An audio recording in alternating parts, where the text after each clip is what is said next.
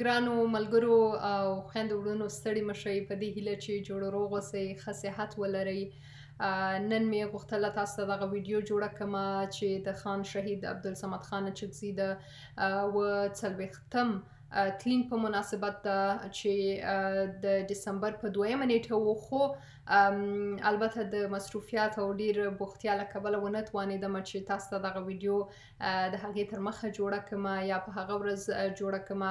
د ډیرو ملګرو او دوستانو میسجونه پیغامونه هم راغلي وه او دغه غوښتنه یې کړې وه چې که د عبدالصمد خان اڅکزي ژوند ته کتنه وکړو او د هغه ادبي خدمتونه او یا هم سیاسي ډګر کې چې پښتنو لپاره څه کړي په هغې باندې وغږیږو. ګرانو ملګرو، خپله عبدالصمد خان اڅکزی چې و هغه په 1900 کال کې د جولای په میاشت کې ګلستان سیمې کې وزیږېدو او بیا هغه چې دی د پښتنو په منځ کې یا پښتانه د خان شهید په نامه هم پیژني. خپلې لومړنۍ زده کړې چې وې هغې تر 8مې ټولګۍ پورې په منظمه توګه په ښوونځي کې وکړې، خو بیا نورې زده کړې په دودیزه توګه د سیمې د دیني علماو څخه وکړې. خو کله چې په 1929 کال کې په سیاست کې د ښکیلتیا له امله بندي شو، 14 کاله باندې تیر کو، نو بیا یې په بندیخانه کې په غیر رسمي ډول د پښتو، د فارسي، د میټریک او اف ای په ازموینو کې برخه واخیستله. په هغې کې بریالی شو او په هغې کې سندونه هم ترلاسه کړله. بیا عبدالصمد خان اڅکزی په پښتو، په دري، اردو، په عربي، په دې ټولو ژبو باندې ډېر ښه لیک لوست کوو، ډېر ښه پوهېده. یوه بله ډېره په زړه پورې خبره چې وه هغه د ارواښاد دا وه چې په هغه وخت کې د پښتنو په منځ کې داسې یو شخصیت و چې د ښځو د حقونو او برابرۍ ډېر طرفدار و، ډېر طرفداري یې کوله. نو دا یې هم ډېر یو دلچسپ اړخ و چې غوښتل خپل قام ته دغه یو مفکوره ورکړي، ځکه چې هغه پوهېده چې د قام دواړه طبقې ښځې او نر باید وتوانېږي چې یو ځای سره کار وکړي، تعلیم وکړي، تر څو قوم یې پرمختګ وکړي او قوم یې په مخه لاړ شي.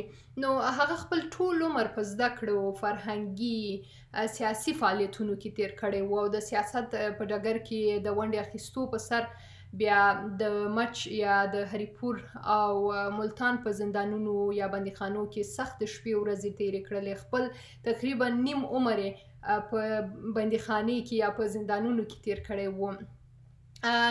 عبدالصمد خان ته ایوب خان د 4 تورونو په سر باندې سزا ورکړه. یو خو تاسو به هم پوهېږئ د ماشاءالله مخالفت، بله دا چې ممنوعه لټریچر یې ځان سره ساتلی و. په دې کې د هغه نه چارواکو د عبدالرؤف بینوا کتاب خوشحال خان یا خوشحال خټک څه وایي هغه ترلاسه کړي و. د هغه د کور نه د اوسپنې هلمټ ترلاسه شوی و او د دې ترڅنګ د حکومت یا سرکار په کار کې مداخلت دغه تور پې لګولی و.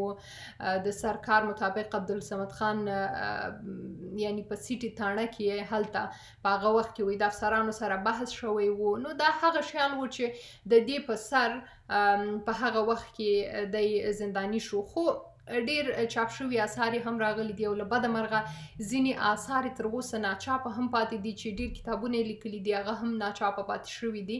خو کوم چې ډېر مشهوره او چاپ شوي اثار و هغه صمد اللغات چې د پښتو ژبې سیند چې په لسګونو زره لغاتونه پکې راغلي دي، هغه یې په جیل کې په کوټې کې هغه لیکلی و. بیا یې زما ژوند په نوم په دې اثارو کې د خپل ژوند پیښې لیکلي دي. بیا د دې ترڅنګ پښتو ژبه او لیک او دود دغه یو کتاب هم چاپ شوی دی په کوټه کې. بیا د دې ترڅنګ ډېرې ژباړې هم کړي دي، یعنې ډېر کتابونه یې هم ژباړلي دي. د ګلستان په نوم، ترجمان القرآن، همداراز کیمیایي سعادت او د ازادۍ پای، داسې نور ډېر کتابونه یې ژباړلي وو او د پښتو ژبې دپاره یې دغه ډېر کارونه کړي وو. او بله کله چې په 1983 کې په برټش بلوچستان کې د برټانیا پریس اکټ لاندې مطبوعاتو ته رسمي ازادۍ ترلاسه شوه، نو ارواښاد په پښتو او اردو ژبو کې د استقلال په نامه یو اخبار هم پرانستی و. په دغه اخبار کې نوموړي په خپله هم ډېرې لیکنې به یې کولې، خو بیا په 1950 کال کې د پاکستان حکومت استقلال اخبار چې و هغه بند کو او عبدالصمد خان اڅکزی یې بیرته زندان ته ولېږلو.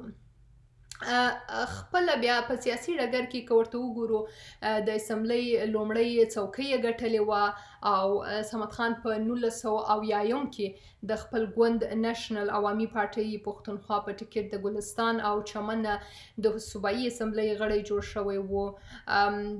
د دې ترڅنګ د عبدالصمد خان کورنۍ ته که وګورو د سیاسي او دفاعي چارو لیکه او د احمدشاه ابدالي د افغان سلطنت تر قیامه رسي د هغه ستر نیکه برخوردار خان اڅکزی د احمدشاه بابا په مهمو خلکو کې شمارل کېدلو. او که اوس وګورو د صمد خان په زامنو کې محمود خان اڅکزی دا وخت د پښتونخوا ملي ګوند مشر دی او د پاکستان د مرکزي سیاسي لیکې یو اهم لوبغاړی هم دی، نو دا د هغه سیاسي میراث دی چې پاتې دی ورته. د دې ترڅنګ ارواښاد خان شهید د 1983 کال د ډسمبر په 2مې د کوټې په ښار کې د خپل کور په میلمستون کې د لاسي بم په برید کې شهید شو. نو دا د هغه یوه لنډه د ژوند هغه سوانح وه چې تاسو سره م شریکه کړه، خو البته هغه خپل په کتاب کې ډېر داسې نور څیزونه خپل د ژوند تجربې لیکلي دي چې ډېرې مهمې دي، او که تاسو هم دغه کتابونه ولولئ نو تاسو به د هغه د هلو ځلو په هکله نور معلومات هم ترلاسه کړئ. نو ډېره مننه کوم چې دغه ویډیو مو ولیدله او راسره مل شوئ.